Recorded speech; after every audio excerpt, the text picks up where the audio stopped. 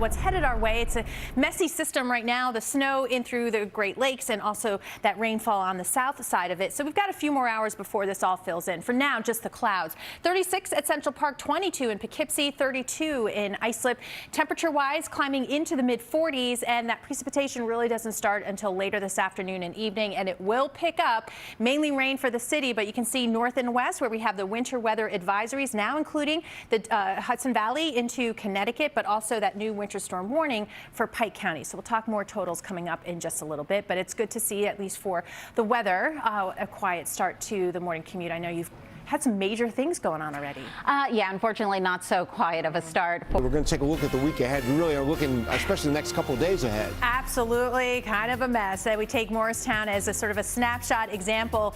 Going downhill later on this afternoon, ending up with that snowfall for tomorrow. But believe it or not, we still have to keep an eye on Monday and Tuesday for another big storm system. What we're looking at in both of these scenarios as far as snowfall totals and impacts coming up in the 10-day.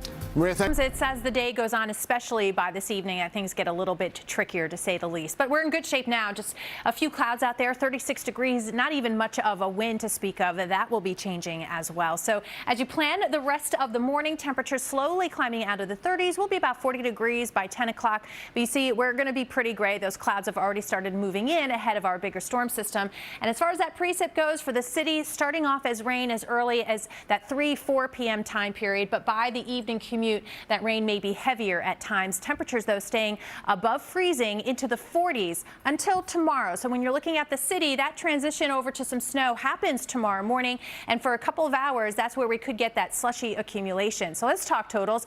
The city's still in that 1 to 3 inch range, not as much as we expect it for Long Island, Central and South Jersey, although you get a quick little burst tomorrow morning. And again, it's that slushy accumulation as temperatures are going to remain above freezing. It is to the north and west. If you have 287 kind of drawn right through there, north and west, and I-84 right there, it's in that 3 to 5 inch range. So from Ramapo and Monroe, Troy Hills over to Mayapack, looking at that 3 to 5 inch range. It is 5 to 8 inches of snowfall potentially where we have Pike County, Sullivan County, Western Orange County, and Northwestern Sussex County, where we're going to see that snow solidly in for several hours. And that begins again later on this afternoon. So kind of those details here. You see temperatures in the 40s, even where the snow is going for most of the night, close to or just above freezing. There's that transition over to snow for the city. Also, Islip and Merrick, you'll get in on some of that snow. Expect at this point, too, that visibility to come way, way down. So travel is still going to be tricky as we get into early tomorrow morning. We get a quick break and got to give you a heads up about that next system. On Monday into Tuesday, we've got the two models where the American model saying not much of a snowstorm, and this one, the European model, is